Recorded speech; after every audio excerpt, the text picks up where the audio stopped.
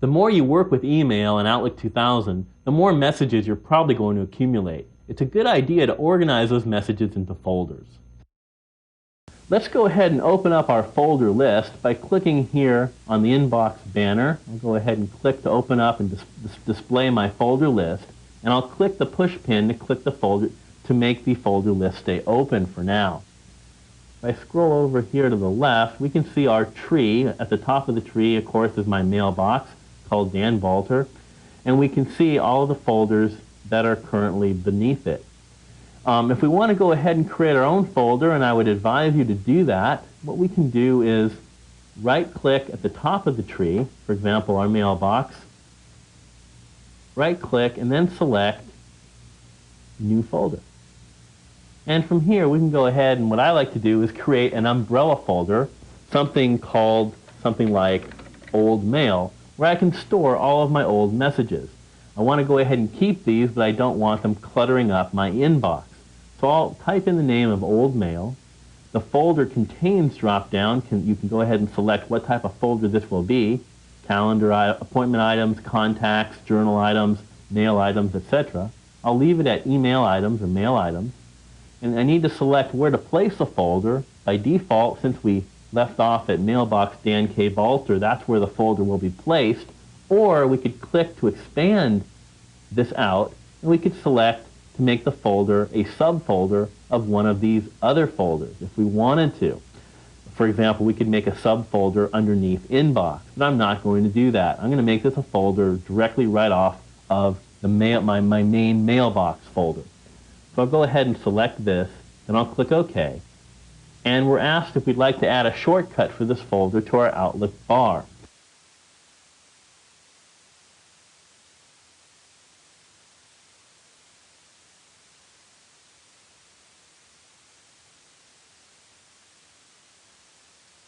And if we want to, all we need to do is say yes. If we don't want to be prompted again about this, we can mark the checkbox, don't prompt me about this again.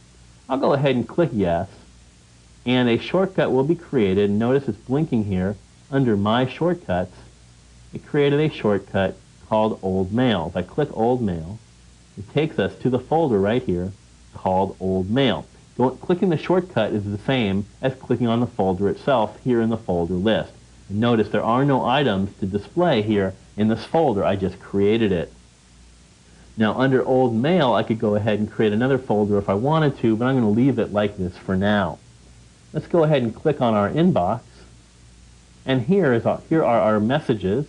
And if I want to go ahead and file some of them, for example, if I wanted to take this message and file it away, organize it for later, all I need to do is click and drag and place it where I want it.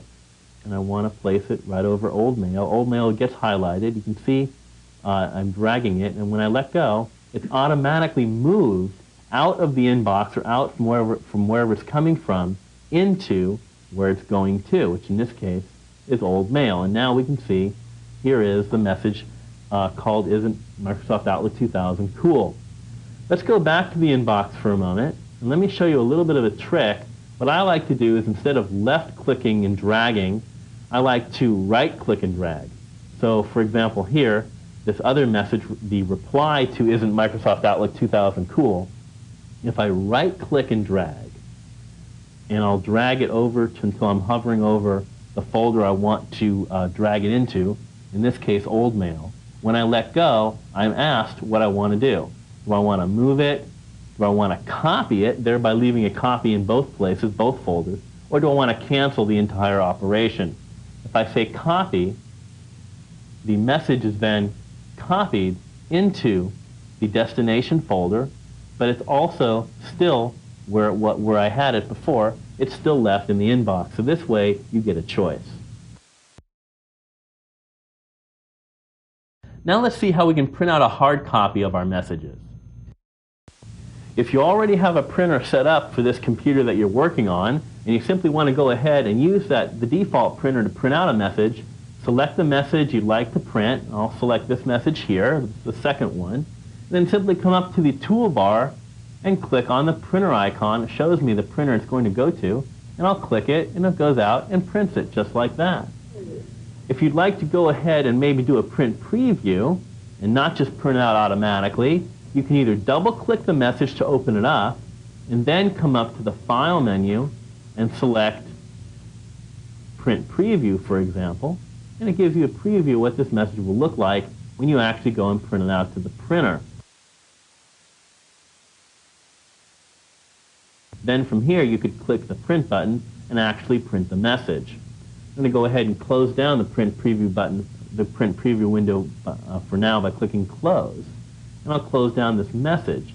The other thing I could do is with this message selected here in the message window, I can come up to the File menu and I can select, again, Print Preview from here, and I get the very same thing as I did by opening up the message and then selecting File Print.